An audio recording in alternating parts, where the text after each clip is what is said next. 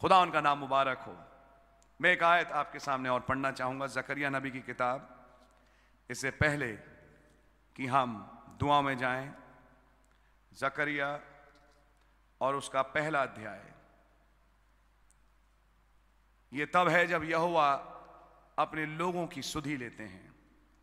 जकरिया पहला अध्याय, मैं चाहूँगा भाई 12वीं आयत से पढ़ दें और 17वीं आयत तक पढ़ दें। तब यहोवा के दूत ने कहा, हे सेनाओं के यहोवा, तू जो यरूशलेम और यहूदा के नगरों पर 70 वर्ष से क्रोधित है, इसलिए तू उन पर कब तक दया ना करेगा?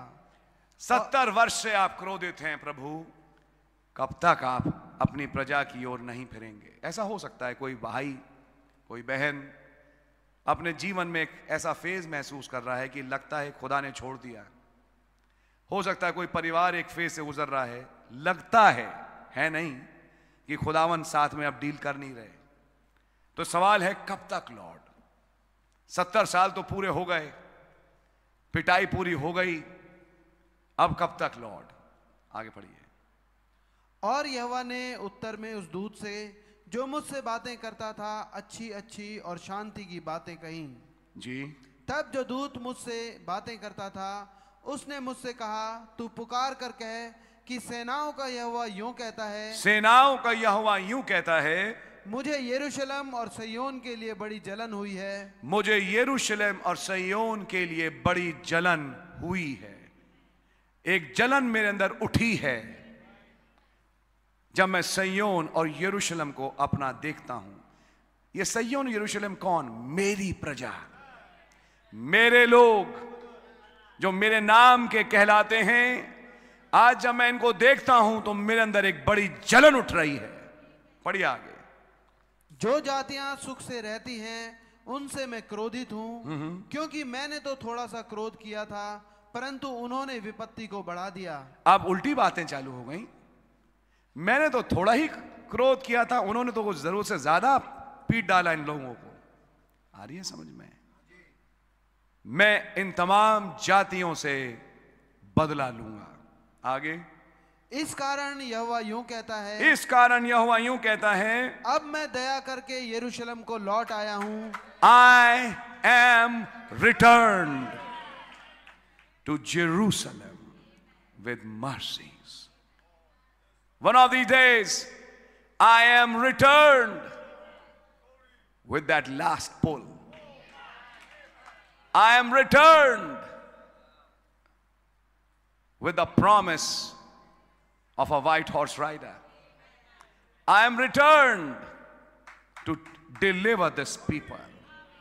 मैं लौट गया हूं यरूशलेम की तरफ। आज यरूशलेम, ये शब्द सुनिए, खुदावन के शब्द आपके लिए हैं।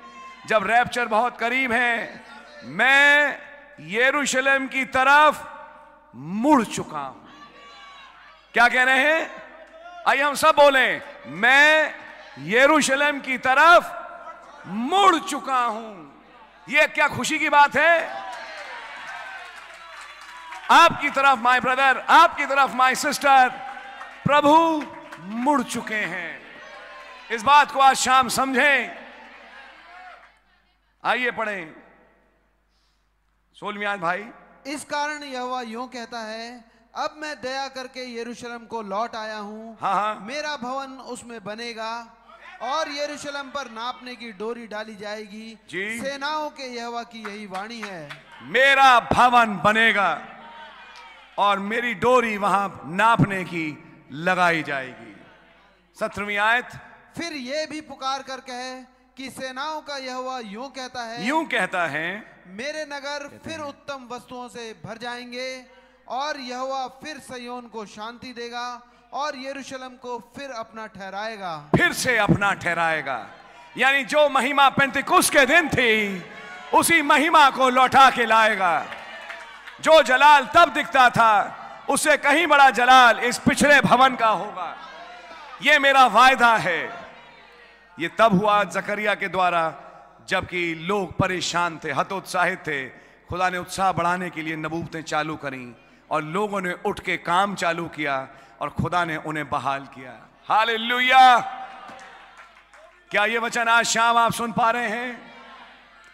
आपकी बीमारी कोई भी हो सकती है, आपकी तंगहारी कुछ भी हो सकती है, लेकिन प्यारे भाई बहन, जैसे भी लुटे पिटे आ जाए तो ये याद रखना, लेकिन एक चीज, हो खुदा के। देखो, एक बाप अपने बेटे की धुनाई भी करता है। हाफ पैंट पहने हम थे, पिटाई होती थी तो खूब पिटाई हुई, रोए, चले गए। फिर थोड़ी देर के बाद आके ये भी कहा जाता, अब आओ खाना तैयार है, खाना खा लो। तो क्या खाने के लिए बुलाया नहीं जाता था? निकल जाओ, खत्म कर दिया, मैं तुमसे देखना नहीं चाहता। लेकिन थोड़ी देर के बाद आओ बैठो, समझ में आया तुम्हारी पिटाई क्यों हुई? फिर समझा के वापस लाना, आंसू पूछना, और फिर वापस अपने बच्चों की तरफ फिरना। तो ये हमारे आसमानी बाप हैं। योएल की किताब में लिखा है, जो इन टिड्डियों ने बर्बाद किया, मैं यहोवा उसे बहाल करूंगा। तुम्हारा तेल और दाखरस फिर से भरेगा, और उन दिनों के पश्चात मैं अपनी आत्मा तुम्हारे बीच में उंडेलूंगा। तुम्हारे जवान स्वप्न देखेंगे और तुम्हारे लोग भविष्यवाणियां करेंगे, दर्शन देखेंगे, और मैं अपने लोगों पे अपना आत्मा उंडेलूंगा। ये वायदा पूरा हुआ पेंतेकोस्त के दिन, और ये वायदा आज के लिए भी है। ये भवन पहले भवन के लिए भी था और ये पिछले भवन के लिए भी है। क्या विश्वास करते हैं? आज शाम प्यारे भाइयों बहनों, मैं कुछ देख पा रहा हूं, इसलिए मैं प्रचार कर रहा हूं। मुझे कुछ दिख रहा है कुछ महीनों से कि यहोवा अपनी प्रजा की तरफ अब लौट चुके हैं। ये खुदावन का फेवर अपने लोगों के साथ अब चालू हो गया है। मेरे प्यारे भाई बहन, दुनिया क्या करती है, गॉड जो भी कर रही है बहुत बढ़िया है, लेकिन हमें ही मालूम है कि हमारा एक साथ यहोवा क्या कर रहे हैं। ओ खुदावन का धन्यवाद हो, प्रभु के नाम की तारीफ हो। मैं सोच रहा था, अब कल से G20 की समिट है। कुछ दिन पहले हमारी एक समिट थी, तमाम लोग आए, बैठे, एक सेमिनार हुआ नहीं हुआ, खुदावन के नाम की तारीफ हो। आज भी एक कॉन्फ्रेंस है हमारी, जिसमें खुदा ने बुलाया, आओ मेरे साथ बैठो, बात करो, और यदि तुम्हारे गुनाह अरगवानी रंग के भी हो, वो हिम के नाई श्वेत हो जाएंगे। आओ मिलो, बैठो। समझ मारी है? जैसे पुराने बुजुर्ग बैठते थे, बुजुर्ग जब बैठता था अपने बच्चे को, इधर आ, नाम लेके बोलेंगे उसके, इधर आ बैठ, कुछ बात करते हैं। धीमे धीमे बात चालू होगी, और तब बुजुर्ग कोई बड़ी इंपॉर्टेंट बात कहेगा, जिसे अगर वो जवान समझ जाए तो उसकी किस्मत खुल गई। आज ये अति बुजुर्ग, अति प्राचीन यहां पर हैं। आओ इस मीटिंग में मुझसे बात करो, मैं तुमसे बात करने आया हूं। मैं तुम्हारी तरफ मुड़ चुका हूं, मैंने तुम्हारी सुधि लेना शुरू कर दी है। आगे बताएंगे, 4 सींग आए, फिर उसके बाद 4 बढ़ई आए, जिन्होंने सींगों को काट के फेंक दिया। ये 4 सामर्थ्यें तुम्हें बर्बाद करने आई। अब ये 4 सामर्थ्यें इसलिए आई कि जो तुम्हें बर्बाद करने आई उन्हें बर्बाद कर दे। तो ब्रदर, खुदा के बढ़ई अब इस वक्त उठ रहे हैं। और याद रखना, जो मैंने ट्यूसडे को कहा, जब उन्होंने यहोवा के गीत गाने शुरू किए, खुदा ने घातक बैठा दिए। प्यारे भाई, तो मन से खुदा का धन्यवाद और अपनी दुआ, दोनों ही चीजें हैं। और थोड़ा ये ध्यान रखें, लंबी लंबी दुआएं ना करें, ताकि दूसरों को मौका मिल सके। एक काफी लोग हैं घर में, भैया घंटे भर की दुआ करिए, लेकिन यहाँ क्योंकि पब्लिक है, लोग हैं, तो अपनी लिमिटेड 2-3 मिनट की रखें, तो देखिए कई औरों को मौका मिलेगा। और खुदावन आपकी दुआ को ज्यादा सुनेंगे, क्योंकि खुदावन ये जानते हैं तुम्हारी दुआ का मकसद केवल ये नहीं कि केवल तुम ही आज चर्च में दुआ करो, बल्कि ये कि अपना एक पॉइंट रखो और मैं दूसरे को मौका दूं। नबी ने कहा खुदावन दिलों को जांचते हैं। सो गॉड रियली ब्लेस यू। प्रभु आपको बड़ी बरकत दे। मैं भाई टाइटस को बुलाऊंगा ताकि हम अब अगली दुआओं में आगे बढ़े। God bless you.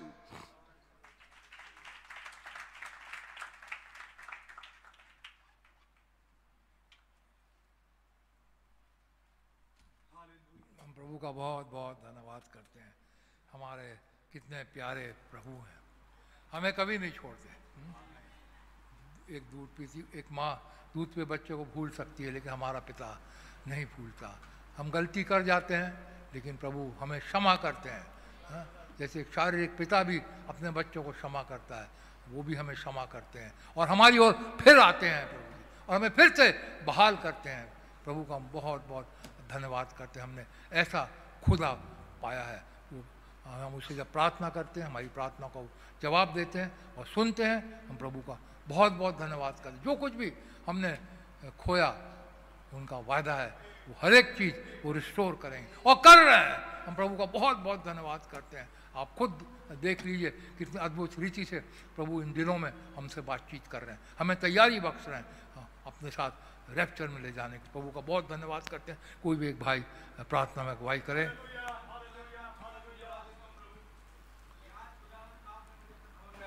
Yes Lord,